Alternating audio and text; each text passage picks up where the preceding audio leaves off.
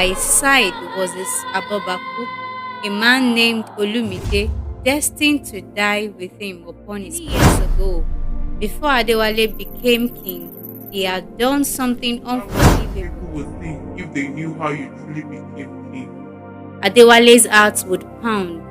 You would dare threaten During a grand feast, he stood before the crowd and spoke loud. Chiefs demanded an investigation.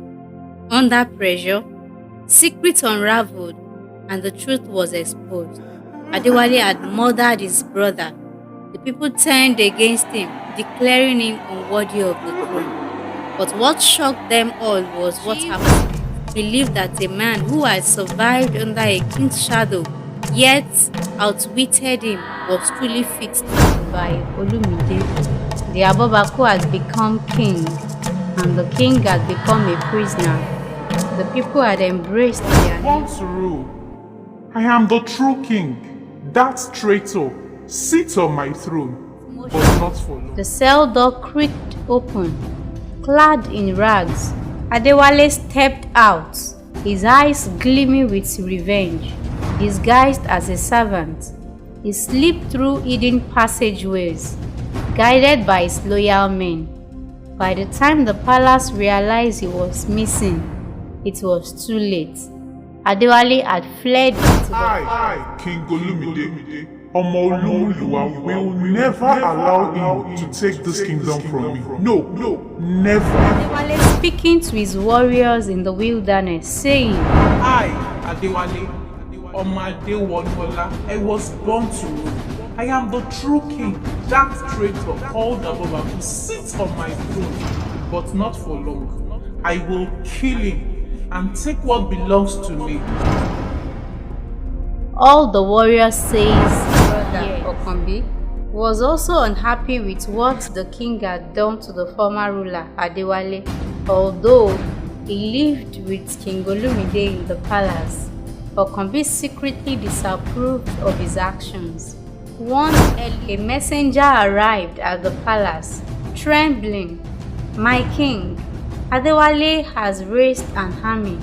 He is coming back for his throne."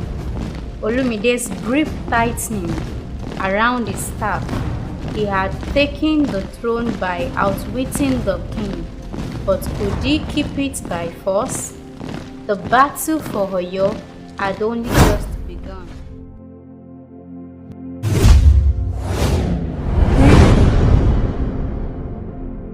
The drums of war echoed across Oyo.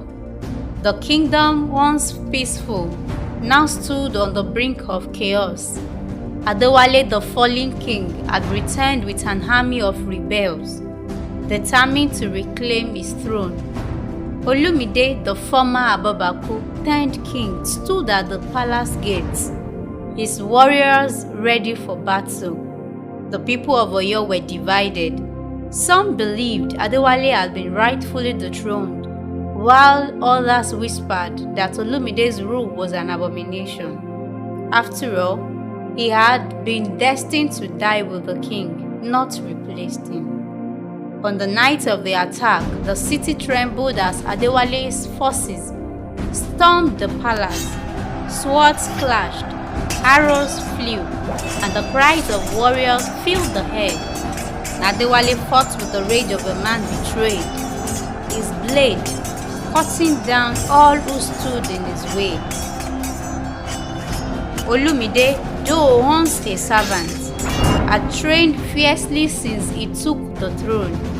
He met Adewale in the grand courtyard, where their fates would be decided. You were never meant to rule. Adewale spat, circling him like a lion. And yet, here I stand. Olumide replied, gripping his sword. Your time has passed, Adewale. The people chose me.